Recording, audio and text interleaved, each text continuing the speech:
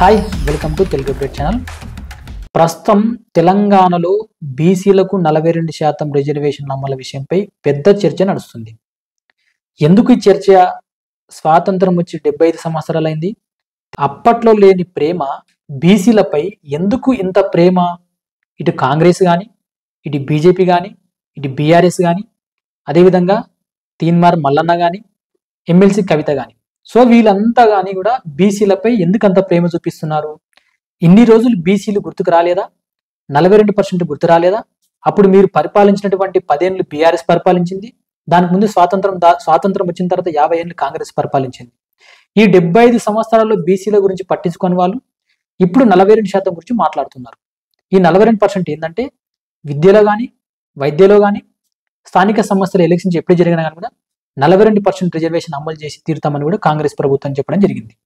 దీనికి బీఆర్ఎస్ ఎట్టి పరిస్థితుల్లో మీరు 42% అమలు చేసి తీరే మీరు ఎలక్షన్స్కి వెళ్ళాలి. ఎట్టి పరిస్థితుల్లో మీరు 42% రిజర్వేషన్ అమలు చేయకుండా ఎలక్షన్కి వెళ్ళొద్దని కూడా బీఆర్ఎస్ డిమాండ్ చేస్తుంది. అయితే దీనికి బీజేపీ ఏమంటుంది? బీసీలో ఉన్నటువంటి 42%లో ముస్లిం రిజర్వేషన్లు తీసేస్తే మేము మీకు మద్దతు ఇస్తామంటున్నారు. ఎవరు? బీజేపీ వాళ్ళు. ఇది ఒక డ్రామా అని చెప్పొచ్చు. ఎందుకంటే కాంగ్రెస్ ప్రభుత్వం ఏమంటుందంటే మీరు పరిపాలించే రాష్ట్రాల్లో బీసీలో ముస్లింలు ఉండొచ్చు ఆ 42%లో, ఇక్కడ మాత్రం ముస్లింలు బీసీలో ఉండరాదని కూడా ఇటు కాంగ్రెస్ చెప్తుంది. చూశారు కదా వీళ్ళ డ్రామా ఏందని చెప్పొచ్చు. 42%లో ముస్లింలు తీసేస్తే మద్దతు ఇస్తామని బీజేపీ చెప్తుంది. ఆ 42%లో లేదు, 42%లో ముస్లింలు ఉంటారు, బీసీలు ఉంటారు, సో వీళ్ళందరూ కలిపే 42% రిజర్వేషన్ అమలు చేస్తామని కూడా ఇటు కాంగ్రెస్ ప్రభుత్వం చెప్తుంది. బీఆర్ఎస్ ఏమంటుందంటే సరే మీరు ఎట్టి పరిస్థితుల్లో ఆ 42% రిజర్వేషన్ అమలు చేసి మీరు విద్య, వైద్య, స్థానిక సంస్థల ఎలక్షన్స్ ఎప్పుడు జరిగినా కానీ కూడా వాళ్ళకి 42% అమలు చేయాలని కూడా చెప్పడం జరిగింది. బీఆర్ఎస్ పార్టీ చెప్పడం జరిగింది. అయితే బీసీల కోసం కొట్లాడినటువంటి ఆర్ కృష్ణయ్య కనుమరుగైపోయాడు. ఎక్కడ పోయినాడు ఆర్ కృష్ణయ్య? వీళ్ళందరూ కాంగ్రెస్ కానీ, బీజేపీ కానీ, బీఆర్ఎస్ కానీ, ఎమ్మెల్సీ కవిత కానీ, తీన్మార్ మల్లన్న కానీ 75 సంవత్సరాలలో వీళ్ళకి బీసీలు గుర్తు రాలేదు. ఇప్పుడే బీసీలు గుర్తొచ్చారు. 42% రిజర్వేషన్ మీరు ఇప్పుడు అమలు చేస్తే ఏంది? ఎప్పుడో అమలు చేయాలి, ఇప్పుడు కాదు. ఇది దాదాపు స్వాతంత్రం వచ్చి 75 సంవత్సరాలు అవుతుందంటే దాదాపు 30-40 ఏళ్ళ కిందనే బీసీలకు 42% రిజర్వేషన్ మీరు అమలు చేసి తీరాలి. కానీ అప్పుడు చేయకుండా ఇప్పుడు చేస్తామని చెప్తున్నారు. సరే ఏదేమైనా ఇప్పుడు చేయడం కూడా చాలా గొప్ప విషయం అని చెప్పొచ్చు. మీరు ఇప్పుడు కూడా కనీసం 42% రిజర్వేషన్ అమలు చేసి తీరుతారా? తీరరు. ఎందుకంటే ఇదంతా ఒక పొలిటికల్ డ్రామా. కాంగ్రెస్ కానీ, బీఆర్ఎస్ కానీ, బీజేపీ కానీ, ఇటు ఎమ్మెల్సీ కవిత కానీ, ఇటు ఎమ్మెల్సీ తీన్మార్ మల్లన్న కానీ వీళ్ళంతా ఒక డ్రామా నడిపిస్తున్నారు. తెలంగాణ ప్రజలను ఒక మభ్య పెడుతున్నారు. ఇటు కాంగ్రెస్ ప్రభుత్వం చెప్పినటువంటి 6 గ్యారెంటీలు కూడా ఏ విధంగా అమలు కావట్లేదు. కొన్ని మాత్రమే అమలైనాయి. కొన్ని ఫ్రీ బస్ పథకం కానీ, రైతు బంధు కానీ, అంటే కొన్ని మాత్రమే అమలైనట్టు కూడా తెలుస్తుంది. నిరుద్యోగులకు 2 లక్షల ఉద్యోగాలు ఇస్తామన్నారు. అక్కడ గుండు సున్నా. దాదాపు 30,000-40,000 ఉద్యోగాలు ఇచ్చారు. దాంట్లో బీఆర్ఎస్ హాయంలో 30,000 ఉద్యోగాలు ఉన్నాయి కాబట్టి దాంట్లో వీళ్ళు కాంగ్రెస్ వాళ్ళు వేసిన ఉద్యోగాలు ఖాళీ 10,000 మాత్రమే. ఆ 10,000 ఉద్యోగాలు ఇచ్చి మేము 40,000 ఉద్యోగాలు ఇచ్చినామని చెప్తున్నారు. సో అక్కడ కాంగ్రెస్ ప్రభుత్వం ఫెయిల్ అయిందని చెప్పొచ్చు. నిరుద్యోగ భృతి ఇస్తామన్నారు. ఇప్పటిదాకా దాని ఊసే లేదు. తర్వాత మహిళలకు ప్రతి నెల 2,500 రూపాయలు ఇస్తామన్నారు.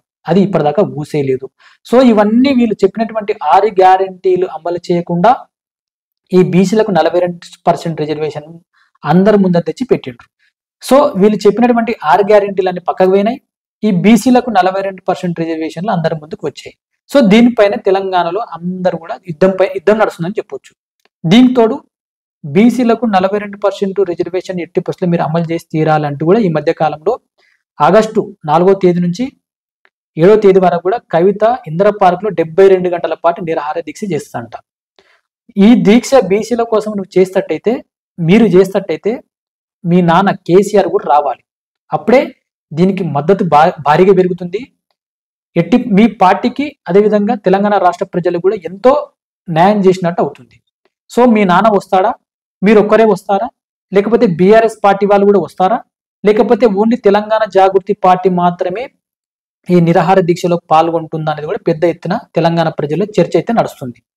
సో బీఆర్ఎస్ వాళ్ళు ఏమంటున్నారంటే వాస్తవం చెప్పాలంటే కవితని వాళ్ళు దూరం చేసినట్టే ఇక. ఎందుకంటే ఏ విషయంలో కూడా ఆమె బీఆర్ఎస్ నాయకులతో పోతలేదు, పార్టీ కండవ కప్పుకోవట్లేదు, ఆమె సపరేట్ ఏజెండాతోనే ముందుకు వెళ్తుంది. కాబట్టి ఎందుకంటే రాబోయే రోజుల్లో మళ్ళీ వాళ్ళ నాన్న కేసీఆర్ పిలిచి ఎందుకు ఇవన్నీ చేస్తున్నావు నువ్వు, పార్టీలో నీకు ఒక పెద్ద స్థానమే ఉంటుందని చెప్పే అవకాశం ఉందని కూడా ఈమె దీనికోసమే ఇవన్నీ ఆమె సపరేట్ నేనంటే ఒకటి ఉండాలనేటట్టు కూడా ఆమె చేసుకుంటుంది అనే ఒక చర్చ అయితే నడుస్తుంది. ఈమె ప్రస్తుతం ఇంకా ఏం చేయలేదు. తెలంగాణలో ఇప్పుడు నడుస్తున్నటువంటి ఈ రాజకీయ తరుణంలో ప్రస్తుతం ఒక పార్టీ పెట్టడం కానీ లేకపోతే కొత్తగా ఏం చేసే అవకాశం లేదు. కాబట్టి ఈ బీసీలను అందరు రెచ్చగొట్టి ఈ 42% కోసం నేను బీసీలకు ఏదో ఉద్యమం చేసినట్టు త్యాగం చేసినట్టు కూడా ఈమె చేసే ప్రయత్నం ఈమె చేస్తుంది. ఎందుకంటే ఇవన్నీ వాళ్ళ నాన్న మెప్పు కోసమే. సో వాళ్ళ నాన్న మెప్పు కోసం రాబోయే రోజుల్లో ఈమె బీఆర్ఎస్ లో ఉంటే ఏదో ఒక పెద్ద పోస్ట్, వాళ్ళ అన్నకు కూడా పార్టీలో ఎంత పెద్ద పోస్ట్ ఉందో ఈమె కూడా ఆ విధంగా పెద్ద పోస్ట్ వచ్చేటట్టు కూడా ఈ బీఆర్ఎస్ అధినాయకుడు మెప్పు కోసమే కవిత ఇవన్నీ చేస్తున్నట్టు కూడా తెలుస్తుంది. ఇంకా కాంగ్రెస్ అంటావా, ఇందాక చెప్పినటువంటి కూడా 75 సంవత్సరాలు లేని ప్రేమ ఇప్పుడు పుట్టుకొచ్చింది. వాళ్ళతో పాటు తిన్మార్ మల్లన్నకి ఇప్పుడే పుట్టుకొచ్చింది బీసీలపై ప్రేమ, దాంతో పాటు బీఆర్ఎస్ కి ఇప్పుడే పుట్టుకొచ్చింది బీసీలపై ప్రేమ, వీళ్ళందరితో పాటు కవితకు కూడా ఇప్పుడే పుట్టుకొచ్చింది బీసీలపై ప్రేమ. 75 సంవత్సరాలు ఉన్నటువంటి ఈ రాజ్యాంగంలో బీసీల ప్రేమ ఎప్పుడు లేదు. ఇప్పుడు మాత్రం బీసీలకు 42% రిజర్వేషన్ అమలు చేసి మీరు తీరాలని కూడా అన్ని పార్టీలు పెద్ద ఎత్తున చర్చిస్తున్నాయి. మళ్ళీ ప్రజలు ఏమనుకుంటున్నారు, అసలు 42% రిజర్వేషన్ అమలు చేసి తీరుతారా అనేది కూడా ప్రజలు కూడా ఈ మధ్య కాలంలో అందరూ హుషారైపోయారు. అప్పలా ఏం లేరు. మీరు చెప్పే మాటలని ఇని గొర్రెలాగా తల ఊపడానికి మీరు చెప్పేవన్న నాటకాలను కూడా ప్రజలకు అర్థమవుతుంది. కావున మీరు ఇక్కడ నుంచైనా సరే ఇవన్నీ నాటకాలు ఆఫ్ చేసి తెలంగాణ అభివృద్ధికి, తెలంగాణలో నీళ్లు, నియామకాలు, ఉద్యోగులు ఇవి ఇచ్చేటట్టు కూడా ఇటు కాంగ్రెస్ అయినా ఇటు బీఆర్ఎస్ అయినా ఇటు బీజేపీ అయినా కూడా ప్రజలకి మీరు అందుబాటులో ఉండేటట్టు కూడా చూడాలని కూడా ప్రజలు కోరుకుంటున్నారు. సో మనం చెప్పే కంటెంట్ మీకు నచ్చినట్లయితే మన ఛానల్ సబ్స్క్రైబ్ చేయండి, లైక్ చేయండి, షేర్ చేయండి. Thanks for watching Telugu update channel.